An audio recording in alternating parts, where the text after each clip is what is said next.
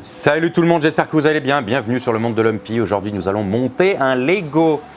Le Lego en question, il s'agit des docks Ninjago. Donc en fait, c'est un set qui est sorti il y a déjà pas mal d'années, que j'avais stocké et que j'ai pas acheté le jour de sa sortie. C'est un set que j'ai acheté bien plus tard, avant qu'il ne disparaisse, parce que j'ai senti venir le coup qu'ils allaient forcément en sortir d'autres. Effectivement, j'ai deux autres sets Ninjago, Garden City et le dernier qui est sorti, j'ai perdu le nom, à monter parce que je vais me faire un pan de ville Ninjago. Il est à savoir que je ne collectionne pas plus que ça les Ninjago. Par contre, les modulars Ninjago qui s'emboîtent les uns aux autres pour faire des grands pans de rue, ceux-ci par contre j'ai quand même, voilà, je les collectionne. Ça se présente comme suit. Hop là. Voici la boîte. Donc déjà la boîte elle est énorme. C'est un beau bébé. Il est construit sur deux plaques, une standard et une un peu plus courte.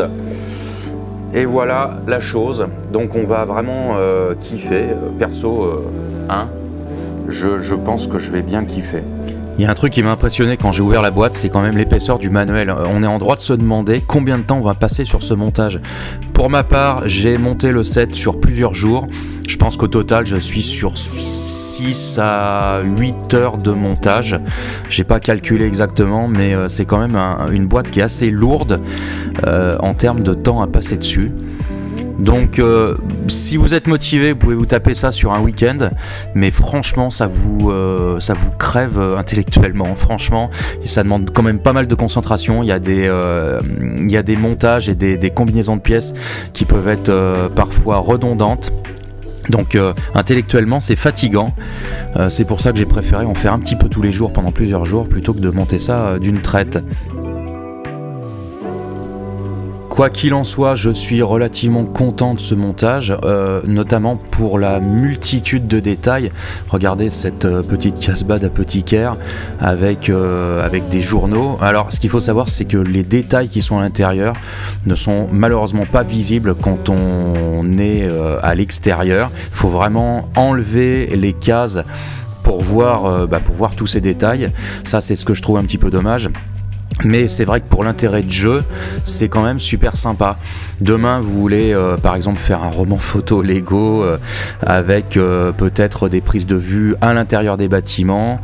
Je pense qu'il y a quand même matière à faire. Le marché est un petit peu juste. On a les légumes et les fruits qui sont sur l'avant. Par contre, derrière, il n'y a rien là, dans le petit bâtiment. On a une salle de jeu avec des distributeurs et puis aussi des bornes d'arcade.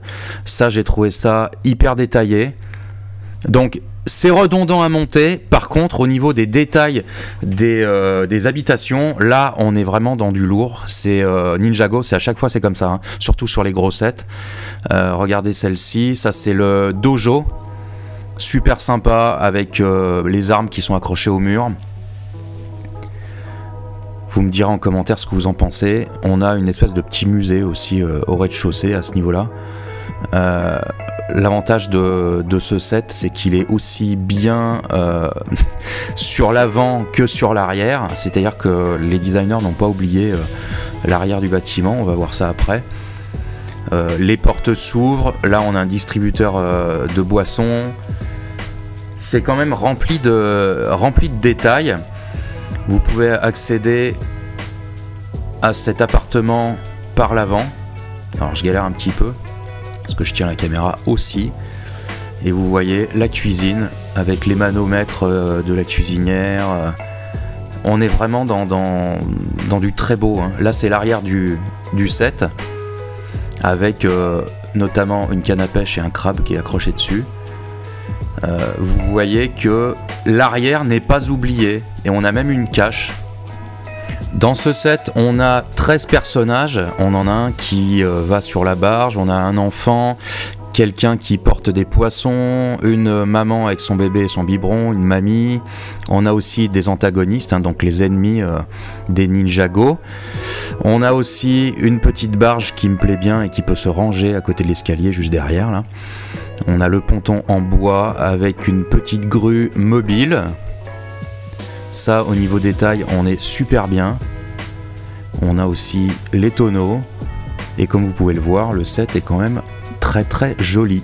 Et bien voilà, j'espère que cette vidéo vous aura plu. Dites-moi en commentaire si vous voulez en voir d'autres de ce type-là, parce que je vous ai dit que j'avais 2 autres sets à monter, et voire 3, parce que j'ai aussi pris le musée en Lego City. Comme tous les ans, je prends un modular en Lego City. Donc ma ville Lego City va être énorme quand je vais la monter dans mon futur chez moi. Voilà, écoutez, si vous voulez voir plus de Lego, dites-le moi en commentaire. Je serais ravi d'en monter un peu plus. J'espère vous voir au Brick Fonleur Show les 20 et 21 avril 2024 à QC, parce que je vais donc exposer mes modulars Ninjago et je prévois aussi autre chose, on va voir. 2 autres bricoles logiquement. Allez, à très vite, la bise, tchuss.